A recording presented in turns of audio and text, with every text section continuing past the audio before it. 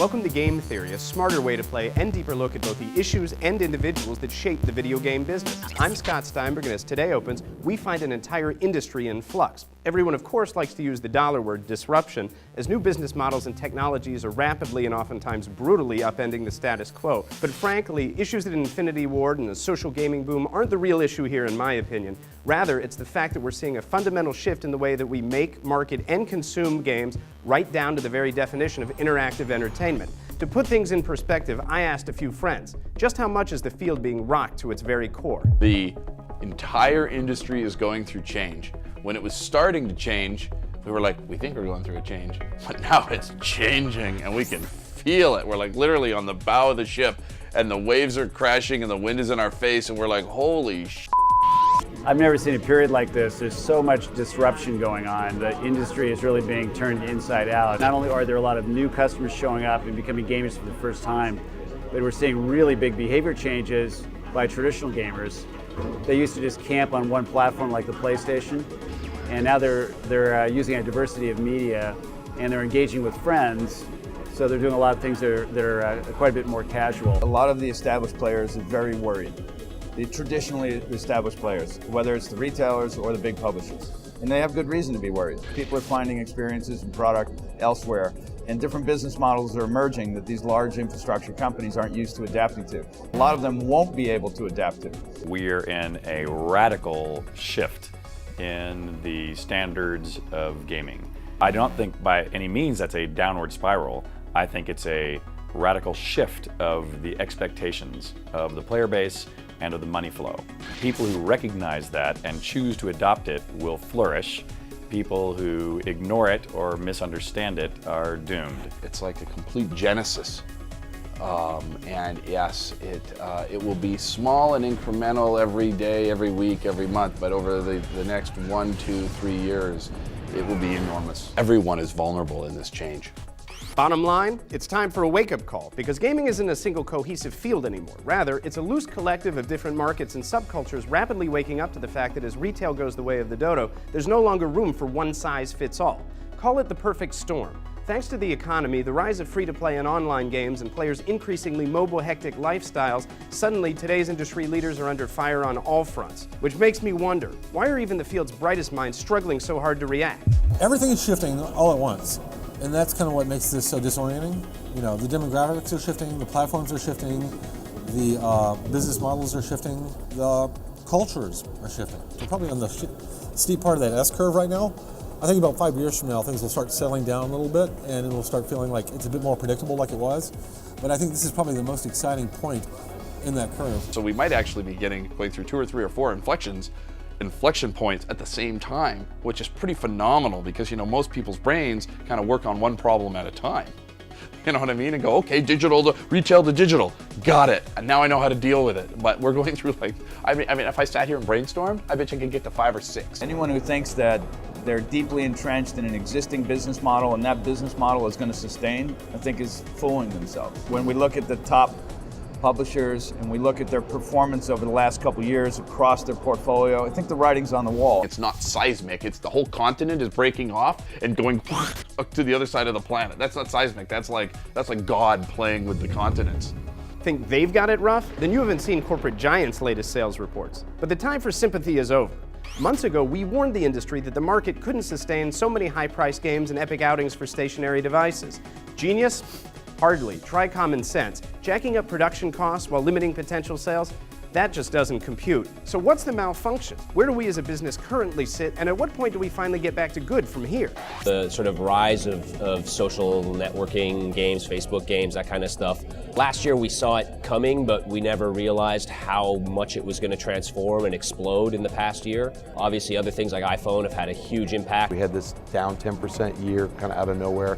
2010 started out very weak and rebounded kind of in the middle part of the year. I think that the basis for the downturn in 2009 was really more attributable to the music category dying and the Wii installed base really not buying as much software as historical console owners have purchased. The problem for the industry is it's hard to have a high fixed cost structure if you're seeing sales drop. I probably have a different perspective on the industry crash compared to a lot of people. And I bet you if you went and talked to Sid Meier or Peter Molyneux, they'd give you a similar answer. You know, compared to like 1984, this is nothing. You know, this has happened before. Like the 1984 crash, there were no alternate business models. It just looked like the game industry was dying, and it was going to be dead, and that was going to be that. We have layoffs at Activision that happened a couple weeks ago. We have very large layoffs at Electronic Arts. Both of them were very large. That's not a sign of a healthy industry. Having said that, I think the industry will be healthy, is not headed for doom. And I think we're entertaining more people in more ways than we've ever done before. But from a profitability standpoint, the console AAA stuff is right now not quite working. Everybody was kind of caught figuratively with their pants down. The traditional publisher model of internally developed games has really had problems over the last several years, and the studios who are their own entity and the modular ones are the ones who've been able to hang in there, who've staffed up properly and have figured out how to outsource. I think everybody in the industry is still figuring out how to make AAA blockbuster hot games in this day and age. We stood around for so long saying, you know, the game industry is immune to the recession and you know, we're entertainment and we'll always be fine, and you know, we're not. Good point, as industry insiders seem to be falling into three camps lately. 1, publishers, 2, analysts, and 3, the rest of us poor chumps shackled by this little thing I call reality. Want to hear my rants, plural, about where the breakdowns are happening? Then hit up our website. But for now, kindly allow my associates to sum up the state of the gaming nation. We're a cyclical business. I remember making cartridge games, and I remember they were wildly profitable. Eventually, the games got more expensive. We made better games. They filled the cartridges. The cartridges got packed with very expensive chips to hold the data. More people started making the games, and the business wasn't great. And Trip Hawkins came around and said, well, what if we put it on a CD? The business model of putting it on a CD changed an $18 packaged good, $20, $24, depending on what was in it, into a $2 packaged good. And suddenly, games became incredibly profitable again. And the Crash Bandicoot era of $2 million games selling 9 million units was the heyday, to a certain extent, of this cycle.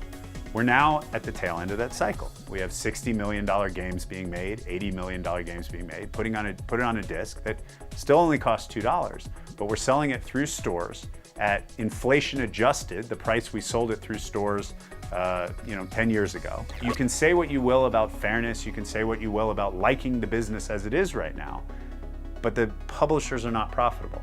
And if the publishers do not make profit, one of two things has to happen. Either 1, they have to change, or 2, they have to stop making games and go out of business. It's really tough being a big studio now. Obviously for Electronic Arts, it's a very difficult road right now, and THQ is slipping. On the other hand, you're seeing a proliferation of small independent studios.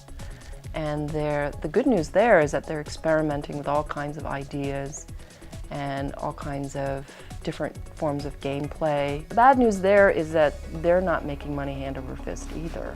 The Halos and the Call of Duties, the Fables, they're the big franchise. They make an awful lot of money.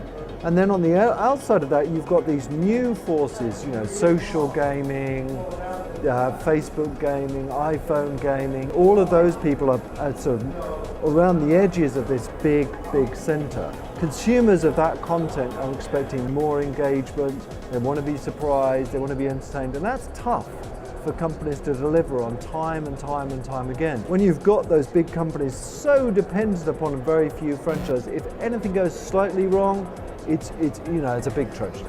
Call of Duty in 2003, you played it for 6 or 10 hours and you put it aside and you bought something else. When you play it in 2010, you play it for 6 or 7 hours, then you go online multiplayer and play it for 200 to 300 more hours. And Activision's not getting more money for that. When you play for 200 hours, you are buying fewer games. And I think that's what we really saw in 2009. You have to see, in 2010, something to address that. And in 2011, maybe you'll have unhappy gamers paying more, but you know what? They're enjoying the game, so they should pay for the privilege. Still, as we at Game Theory remind you, the answers are never simple. As this week's homework assignment, we invite you to consider the following questions.